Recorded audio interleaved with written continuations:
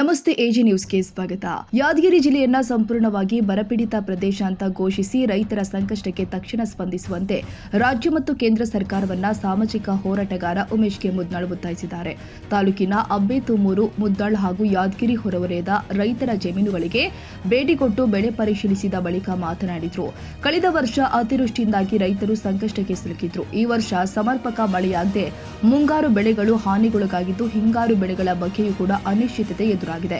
ಮಳೆ ಕೊರತೆಯಿಂದಾಗಿ ಕೃಷಿ ಚಟುವಟಿಕೆಗಳು ತೀವ್ರವಾಗಿ ಹಿನ್ನಡೆಯಾಗಿದ್ದು, ಪಂಪ್ಸೆಟ್ ಹೊಂದಿರುವ ರೈತರು ಬೆಳೆಗಳಿಗೆ ನೀರುಣಿಸಲು ಹನಿ ನೀರಾವರಿ ಸೇರಿ ಪರ್ಯಾಯ ಕ್ರಮಗಳನ್ನು ಕೈಗೊಳ್ಳುತ್ತಿದ್ದಾರೆ. ಈ ಹಿನ್ನೆಲೆ ಸರ್ಕಾರಗಳು ತಕ್ಷಣ ಮಧ್ಯ ಪ್ರವೇಶಿಸಿ ರೈತರ ಆರ್ಥಿಕ ಹಾಗೂ ಕೃಷಿ ಸಂಕಷ್ಟಕ್ಕೆ ಪರಿಹಾರ ಕಲ್ಪಿಸಬೇಕು ಅಂತ ಆಗ್ರಹಿಸಿದ್ದಾರೆ. ಯಾದಗಿರಿ ಜಿಲ್ಲೆಯನ್ನ ಸಂಪೂರ್ಣವಾಗಿ ಬರಪೀಡಿತ ಅಂತ ಘೋಷಿಸಿ ಮುಂಗಾರು ಹಂಗಾಮಿನಲ್ಲಿ ನೀಡಿದ ಬಿತ್ತನೆ ಬೀಜ, ರಸಗೊಬ್ಬರ ಸೇರಿ ಕೃಷಿ ಪರಿಕರಗಳನ್ನು ಹಿಂಗಾರು ಹಂಗಾಮಿಗೂ ಎಲ್ಲ ರೈತರಿಗೆ ಉಚಿತವಾಗಿ ವಿತರಿಸಬೇಕು. ಮುಂಗಾರು ಬೆಳೆ ನಷ್ಟಕ್ಕೆ ಜಿಲ್ಲಾದ್ಯಂತ ತಕ್ಷಣ ಬೆಳೆ ಪರಿಹಾರ ಕೊಡಬೇಕು ಅಂತ ಒತ್ತಾಯ ಮಾಡಿದ್ದಾರೆ. ಬರ ನಿರ್ವಹಣೆ ಅಡಿ ಗ್ರಾಮೀಣ ಪ್ರದೇಶದಲ್ಲಿ ಕುಡಿಯುವ ನೀರು ಹಾಗೂ ಜಾನುವಾರುಗಳಿಗೆ ಮೇವು ಒದಗಿಸುವ ಕಾರ್ಯವನ್ನು ಚುರುಕುಗೊಳಿಸಬೇಕು. ಪ್ರತಿ ವಿಧಾನಸಭಾ ಕ್ಷೇತ್ರಕ್ಕೆ ಕನಿಷ್ಠ 25 ಕೋಟಿ ವಿಶೇಷ ಅನುದಾನ ಬಿಡುಗಡೆ ಮಾಡಬೇಕು ಅಂತ ಹೇಳಿದ್ದಾರೆ. ಕೃಷಿ ಪಂಪ್ಸೆಟ್ಗಳಿಗೆ ಪ್ರತಿದಿನ ಕನಿಷ್ಠ 10 ಗಂಟೆಗಳ ಕಾಲ ಅಡೆತಡೆ ಇರದೆ ಗುಣಮಟ್ಟದ 3 ಹಂತದ ವಿದ್ಯುತ್ ಪೂರೈಸಬೇಕು. ವಿದ್ಯುತ್ ಪರಿವರ್ತಕಗಳು ಸುಟ್ಟು ಹೋದ್ರೆ ಅಥವಾ ಕೆಟ್ಟು ಹೋದ್ರೆ ತಕ್ಷಣ ಬದಲಾಯಿಸುವ ವ್ಯವಸ್ಥೆ ಕಲ್ಪಿಸಬೇಕು ಅಂತ ಆಗ್ರಹ ಮಾಡಿದ್ದಾರೆ. ರೈತರ ಆರ್ಥಿಕ ಹೊರೆ ಕಡಿಮೆ ಮಾಡಲು ಭೂ ಕಂದಾಯವನ್ನ ಸಂಪೂರ್ಣವಾಗಿ ಮನ್ನಾ ಮಾಡಬೇಕು. ವಾಣಿಜ್ಯ ಹಾಗೂ ಸಹಕಾರಿ ಬ್ಯಾಂಕ್ಗಳಲ್ಲಿನ ಬೆಳೆ ಸಾಲವನ್ನ ಸಂಪೂರ್ಣವಾಗಿ ಮನ್ನಾ ಮಾಡಬೇಕು. ಬೇರೆ ಮೂಲಗಳಿಂದ ಈಗಾಗಲೇ ಸಾಲ ತೀರಿಸಿರುವ ರೈತರನ್ನು ಕೂಡ ಸಾಲ ಮನ್ನಾ ಯೋಜನೆಯ ವ್ಯಾಪ್ತಿಗೆ ತರಬೇಕು.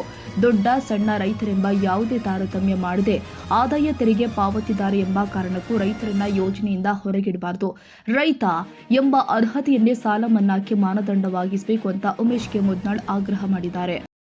ನಮಸ್ಕಾರ. ಯಾದಗಿರಿ ಜಿಲ್ಲೆ ಮುದ್ನಾಳ್ ಗ್ರಾಮ ಇದು.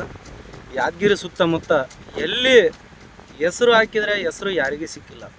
ತೊಗರಿ ಹಾಕಿವಿ, ತೊಗರಿ ಅಂತರ ಕೈಗೆ ಸಿಗ್ತದಿಲ್ಲ ಗೊತ್ತಿಲ್ಲ. ಇನ್ನು ಈಗ ಹತ್ತಿ ಬರ್ತದಂತ ಎಲ್ಲ ಇರಾಪರ ಸಾಲ ಗೀಲ ಮಾಡಿ ಎಲ್ಲ ಹೊಲಕ್ಕೆ ಹಾಕಿದ ರೊಕ್ಕ.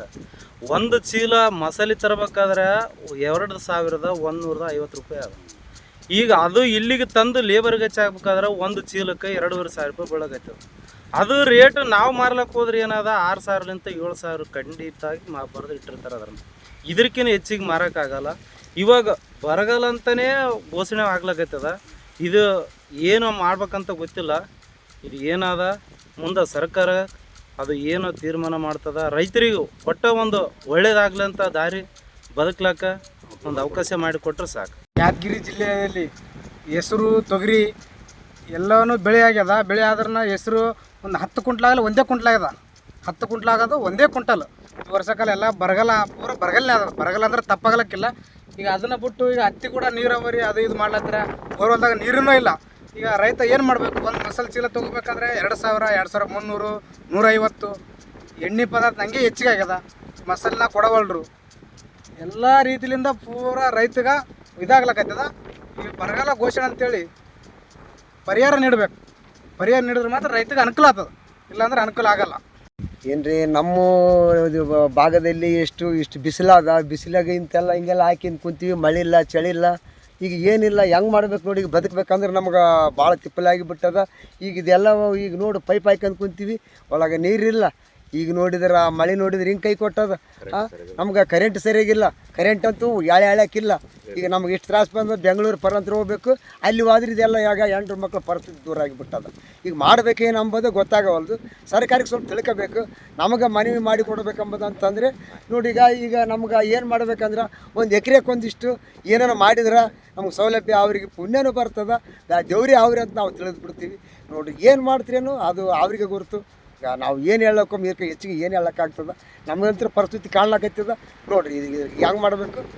ರಾಜ್ಯಾದ್ಯಂತ ಮುಂಗಾರು ಮಳೆಯ ಕೊರತೆಯಿಂದ ನಮ್ಮ ಕಲ್ಯಾಣ ಕರ್ನಾಟಕದಲ್ಲಿ, ವಿಶೇಷವಾಗಿ ಯಾದಗಿರಿ ಜಿಲ್ಲೆಯಲ್ಲಿ ಬಿಸಿಲಿನ ನಾಡು ಅಂದ್ರೆ ತಪ್ಪಾಗೋದಿಲ್ಲ. ಅತಿ ಹೆಚ್ಚು ಬಿಸಿಲಿರ್ತಕ್ಕಂಥದ್ದು ನಮ್ಮ ಜಿಲ್ಲೆ.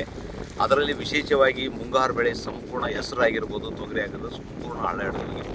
ರೈತ ಕೈರ್ತಕ್ಕಂಥದ್ದು ರಸಗೊಬ್ಬರ ರೇಟ್ ಜಾಸ್ತಿ ಆಗದ, ಔಷಧಿ ಬೆಲೆ ಹೆಚ್ಚಾಗದ, ಬೀಜದ ಬೆಲೆ ಹೆಚ್ಚಾಗಿಸಿ ನಮ್ಮ ರೈತರಲ್ಲಿ ಈ ಭಾಗದಾಗ ಕೃಷಿ ಕೂಲಿ ಕಾರ್ಮಿಕರೇ ಜಾಸ್ತಿ ಇರಲಿಲ್ಲ. ರೈತರು, ಬಡ ರೈತರು ಅಲ್ಲಿ ಕೈ ಸಾಲ ಮಾಡ್ಕೇಸಿ ಸಾಕಷ್ಟು ಬೀಜ ಗೊಬ್ಬರ ತಂದು ಹಾಕ್ಯಾರ. ಅದು ಬೆಳೆ ಹಾಳಾಕೇಸಿ ಇವತ್ತು ಮುಗುಲು ನೋಡ್ತಕ್ಕಂಥ ಪರಿಸ್ಥಿತಿ ಆಯಿತು. ಅದರಲ್ಲಿ ಹತ್ತಿ ಹಚ್ಚಿದ್ರೆ ಹತ್ತಿಗಿನ ಬರ್ತದಂಥ ದೃಷ್ಟಿಯಿಂದ ಏನದ ಆಶಲಿಂತ ಹತ್ತಿ ಹಚ್ಚಿಕೊಂಡು ಇವತ್ತು ಕೂತಾನ.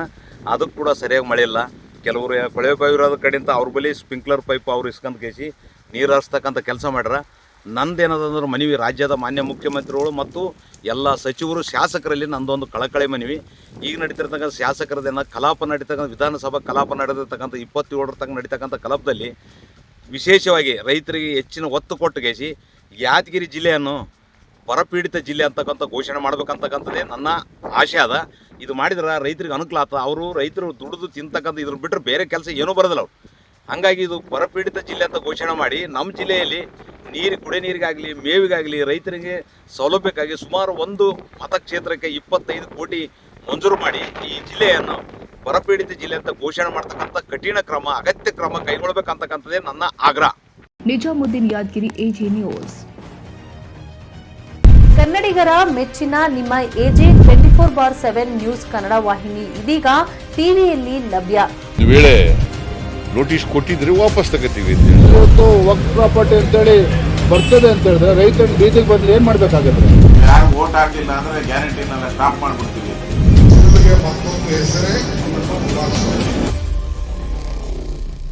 ಕರ್ನಾಟಕ ಮತ್ತು ದೇಶ ವಿದೇಶ 360 ಡಿಗ್ರಿ ಸುದ್ದಿ ಹಾಗೂ ಉತ್ತರ ಕರ್ನಾಟಕ, ಬೆಳಗಾವಿ, ಬಾಗಲಕೋಟೆ, ಧಾರವಾಡ, ಹಾವೇರಿ, ಗದಗ, ಬಿಜಾಪುರ ಜಿಲ್ಲೆಯ ಕ್ಷಣ ಕ್ಷಣದ ವಿವರವನ್ನ ಪಡೆಯುವುದಕ್ಕೆ AG 24/7 ನ್ಯೂಸ್ ಕನ್ನಡ ವಾಹಿನಿಯನ್ನ ಲೈಕ್ ಮಾಡಿ, ವಿಡಿಯೋಗಳನ್ನ ಶೇರ್ ಮಾಡಿ, ಕಮೆಂಟ್ ಮಾಡುವ ಮೂಲಕ ನಮ್ಮ ವಾಹಿನಿಗೆ ಸಹಕಾರ ನೀಡಿ ಮತ್ತು ಚಾನೆಲ್ ಅನ್ನ ಸಬ್ಸ್ಕ್ರೈಬ್ ಮಾಡಿ.